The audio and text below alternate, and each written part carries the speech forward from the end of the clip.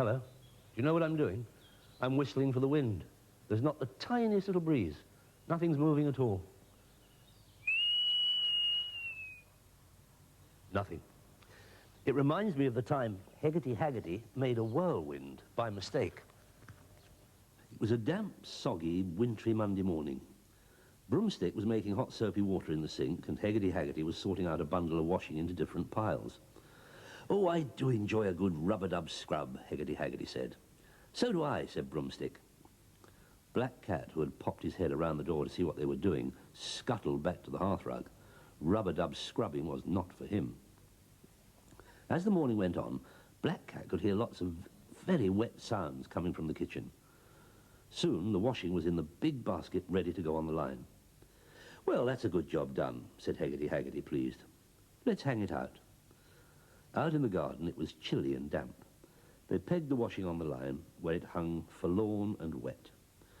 "It's going to take forever to dry," Broomstick said. "There's no wind." "We need a wind for wash day," said Heggerty Haggerty. "I'll just have to make one." The book of spells was in its usual place behind the grandfather clock. "A gentle breeze is what we need, don't you think?" said Heggerty Haggerty. How boring, thought Broomstick. Heggerty Haggerty found what she was looking for. Breeze, recipe for. Whistle the following magic tune. Heggerty Haggerty began to practice. A twinkle appeared in Broomstick's eye. When Heggerty Haggerty went to fetch her cape and Wellington boots, he quickly turned the page to Whirlwind, recipe for. Will make anything whirl. Whistle the following magic tune. Heggerty Haggerty, he'll never notice, Broomstick chuckled. Heggerty Haggerty put a bookmark in the book of spells to keep her place and called to Black Cat. "Are you coming, Black Cat?"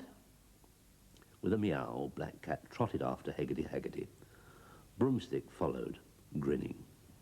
In the garden, the washing hung dripping on the line. Heggerty Haggerty and Black Cat climbed onto Broomstick's back. Broomstick flew into the air. In the distance, they could see Farmer Giles's farmyard, and stretched across it was a line full of soggy washing. They flew above the village and looked in all the gardens. Everywhere were washing lines full with dripping wet clothes. Heggerty Haggerty opened her book of spells at the place she had marked with the bookmark. "We'll soon change all this," she cried. Broomstick slowed down and began to hover. Heggerty Haggerty cleared her throat, wet her lips, and began. It was a pretty tune, if somewhat jangly in places, but Broomstick enjoyed listening to it. "Well," said Heggerty Haggerty, "that's it. Home before it gets breezy, I think." As they landed in the garden, Broomstick noticed the washing begin to sway on the line. "Here comes the breeze," said Heggerty Haggerty cheerfully. "Come on, let's go indoors and warm up." Heggerty Haggerty hung up her cape. "I think a nice well-earned cup of tea is called for," she said, and she went into the kitchen to put the kettle on. Broomstick looked out of the window. The wind was getting up. Already it was more than a breeze. The clothes on the washing line flapped. They tugged at their pegs as if wanting to be free. The clouds scurried across the sky. "But when does the whirling start?" Broomstick wondered. "That's the bit I want to see." Heggerty Haggerty came in from the kitchen carrying a tray with the tea on it. "It's working," Broomstick told her.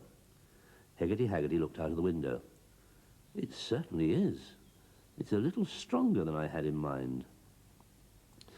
"Ah, what I need is a rest," she said, and sank into her armchair. She sipped her tea and toasted her toes in front of the fire.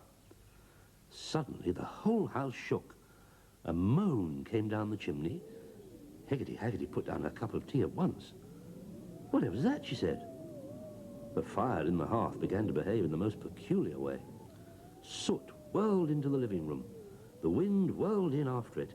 It took the fire with it, and Heggerty Haggerty's cup and saucer, and the hearthrug, and the chair, and whirled them around the room. "Open the door," cried Heggerty Haggerty, who was holding the terrified Black Cat, "and let it out." Broomstick flung open the front door, and the whirling wind whooshed out. Broomstick flew into the garden to see what the whirlwind did next. It was roaring around, picking up things as it went. It already collected the wheelbarrow, and Broomstick watched as it sucked up the watering can. It raced to the washing line, the pegs popped, and all the washing was sucked up. With an angry roar, the whirling wind blew into the sky and pointed itself in the direction of Farmer Giles's farm and the village. Broomstick flew indoors. "It's all my fault. I changed the page," he confessed. Heggerty Haggerty commanded the book of spells to open at the recipe she had whistled. "That's the one I whistled," sighed Heggerty Haggerty. "Come on, let's get after it at once." Heggerty Haggerty picked up Black Cat and climbed onto Broomstick's back. He flew into the air after the whirlwind. Broomstick sped down the hill towards Farmer Giles's farm. They found Farmer Giles in the farmyard. "Have you seen the whirlwind?" Heggerty Haggerty called. "I have," cried Farmer Giles. "It gave me a fair old fright. It's taken all my clean washing. It went that way." Pointed in the direction of the village. Broomstick shot off down the hill. Farmer Giles fetched his bicycle and pedalled after them.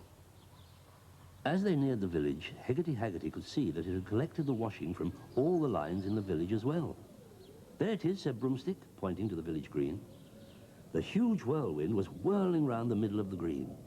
Then, as if it saw Heggerty Haggerty coming, it took off into the sky, whirling fiercely all the things it had stolen. "After it, Broomstick," cried Heggerty Haggerty. "Don't let it get away." Broomstick flew after the whirlwind as fast as he could. The whirlwind led them this way and that. It turned somersaults and wriggled like a snake. Heggerty Haggerty began to feel quite sick. "Stop," she called to Broomstick. "This will never do. We must have a plan." She thought for a moment. "We'll pretend we're washing on the village green. Let the wind suck us up. I'll do a temporary freezing recipe, and then I can unmagic it properly when it's still." "Good idea," said Broomstick.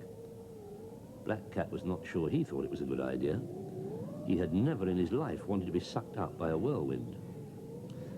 Heggerty Haggerty and Broomstick stood on the village green, pretending to be washing on a line. They flapped and waved for all they were worth. There was a roaring in the sky above them as the whirlwind descended. Heggerty Haggerty climbed onto Broomstick's back just as the whirlwind sucked them in. They were surrounded by washing of every description, and the hearthrug, and chair, and the cup and saucer, and the wheelbarrow, and the watering can. Heggerty Haggerty shouted, "Whirlwind freeze, me to please," and clicked her fingers. There was a pink and green flash, and the whirling stopped. Broomstick flew out of the frozen whirlwind and high above it. It was the most extraordinary sight. Farmer Giles, Mrs. Bates, and Constable Short, along with the other villagers, had gathered to watch. Heggerty Haggerty found her place in the book of spells and began. It was a putting things right whistling spell, and it sounded very cheery. When she had finished, Heggerty Haggerty closed her book of spells and waited. At first, nothing happened. Then slowly things began to fall to the ground. The wheelbarrow went first, as it was heavy, followed by the chair and the hearthrug and the cup and saucer. And then all the washing fell down. "Stand well back," called Heggerty Haggerty. The washing spread out all over the village green. "Oh dear, what a mess," said Heggerty Haggerty. There were a lot of gloomy faces as people collected what had once been nice, clean washing. They stood holding their dirty, soggy clothes. Broomstick put Heggerty Haggerty's washing in the wheelbarrow along with all the other bits and pieces. "I think a little more magic is called for," said Heggerty Haggerty. "A quick cleaning recipe, that'll do the trick. Hocus do a steen, locus do a scene, may all this washing be very clean." There was a terrific flurry in all the piles of washing, and instantly everyone stood holding a pile of clean, folded washing. "Thank you, Heggerty Haggerty," they all cried. Heggerty Haggerty waved goodbye and walked up the lane with Farmer Giles. Broomstick pushed the wheelbarrow. Farmer Giles wheeled his bicycle with his washing balanced on the seat. "I see," he chuckled. "It was Broomstick up to his tricks again." "It certainly was," said Heggerty Haggerty. Black Cat, who was still sitting on Heggerty Haggerty's shoulders, sighed. "Thank goodness the hearthrug's safe," he thought. He was looking forward to a good snooze when they got home. And that's the end of the story. This lot has dried while I was telling it. Until the next time, goodbye.